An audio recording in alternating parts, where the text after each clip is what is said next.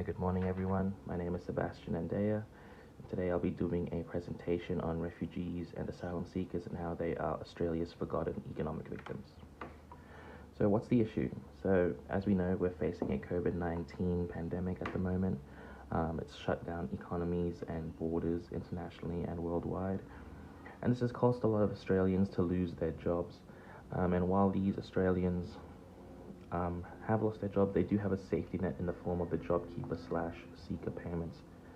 Refugees, on the other hand, unless they hold a permanent visa or they have a permanent protection visa, they won't have access to these payments, regardless if they are living in the communities.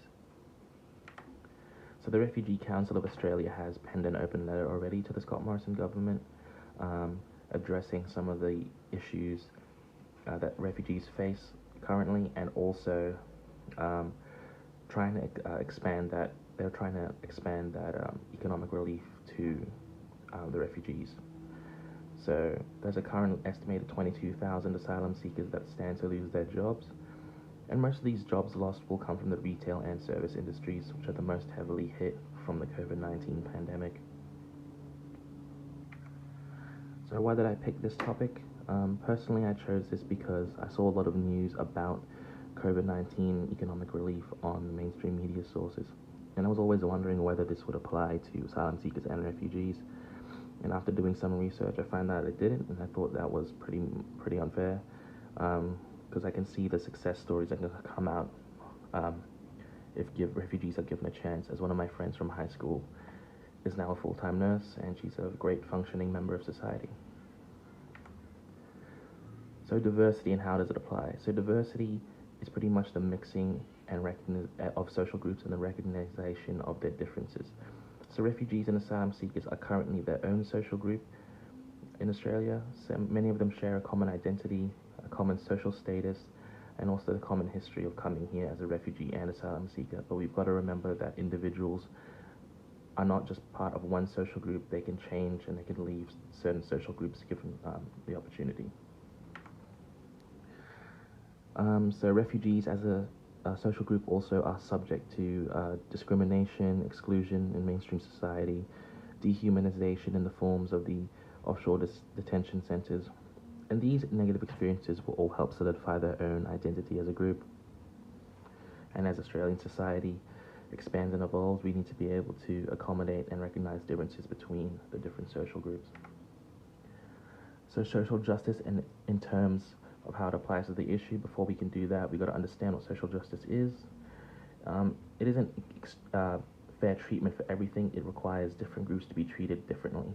So instead of equality is more akin to equity, and we can often interchange these terms.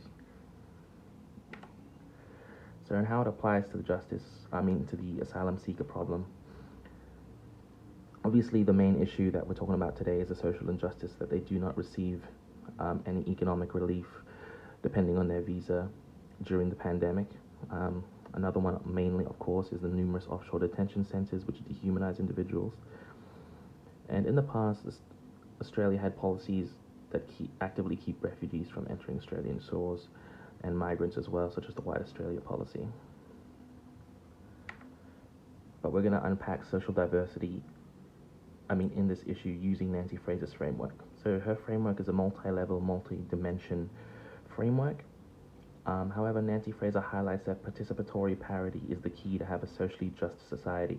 So pretty much what that means is just that everyone has an equal part and an equal voice in the society, and currently refugees do not have one of those voices. They cannot influence any political or decision makers. Nancy Fraser also highlights how a lack of equal participation results in social injustice. And we have seen this before in societies with different class systems, such as North America during slave era, or even just class struggles, such as in Soviet Russia.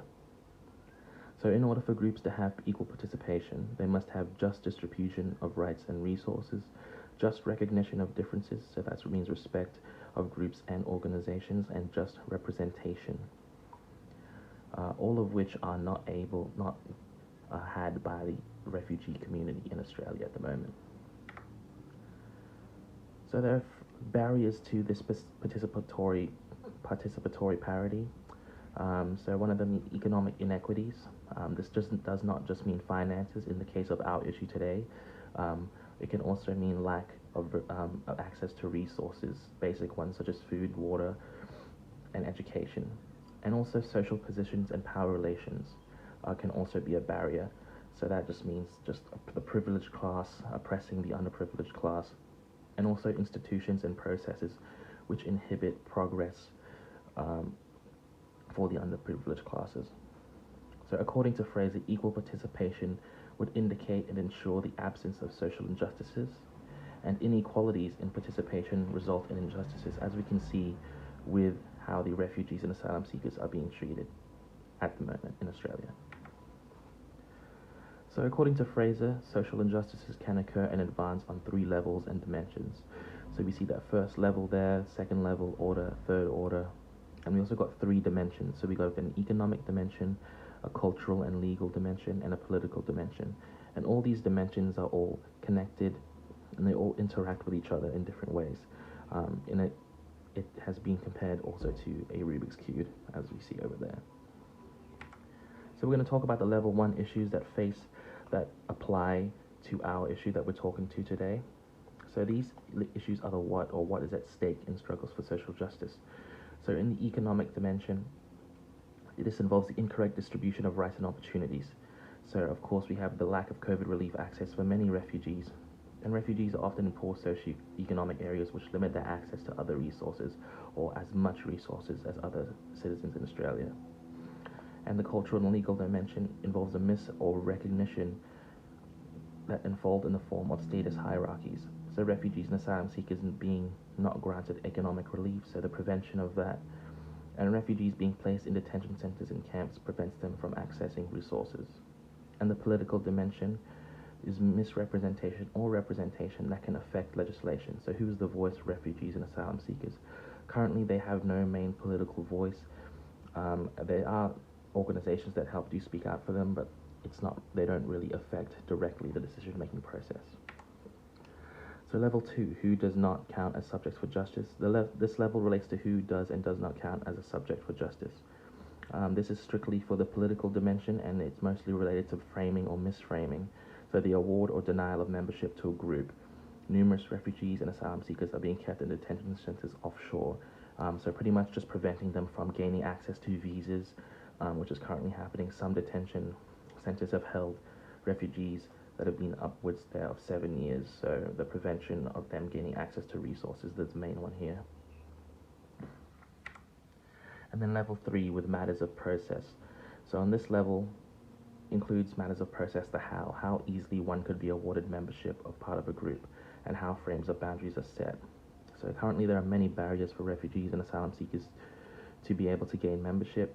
There are the legitimate channels where you have to apply through the embassy overseas, and some people come here by boat and then are sent to the detention centers. So Fraser highlights that in order to counteract injustices, groups that are being disadvantaged may need to demand counter public spheres and political voice. Refugees and asylum seekers often face a significant language barrier, and this may limit their ability to speak out on these issues, which is why we need to advocate as social workers and human services, and that's what I'm going to get into. So my contribution, so Fraser highlights that injustices can be fought by utilizing counter-public spheres and the demand for public voice. There are currently many advocacy groups that assist refugees and asylum seekers within Australia, and I aim to expand their reach and influence in these organizations by humanizing the refugees and asylum seekers through the use of media campaigns such as YouTube, social media, TikTok. By humanizing and giving this as disadvantaged people a voice, I aim to address the hopefully influence policy and decision makers and future generations. So what can help me on this contribution? I think being an ally for social justice will, of course. So what is being an ally? It means I have a genuine desire to create justice, a need to understand. So before I can be an ally, I also need to recognize my own privilege, how I have access to resources and all that.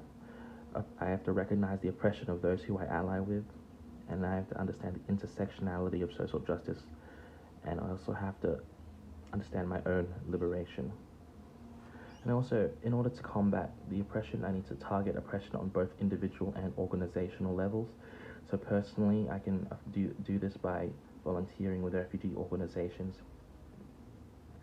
letter writing, and also media campaigns that I can create. And on the organizational level, I can attend and organize marches for the inclusion of refugees in our society. And also, we can pressure the government to make culturally safe and just organizations. So building formally a culturally safe and just organisation for refugees and asylum seekers within Australia is a top priority. As we can see currently, they're being disrespected inside these detention centres. So providing a space that allows for equal participation and parity, it will empower and give this underprivileged group a voice. Advocating for fair treatment of refugees that are in detention to ensure that no or abuse or maltreatment befalls them. This would involve making sure that organisations or departments would treat refugees with acceptance and respect for dignity, and also staff would need to be retrained in socially just and culturally safe practices. All right, thank you for coming to my presentation. That's how I aim to change and tackle this issue of economic victims.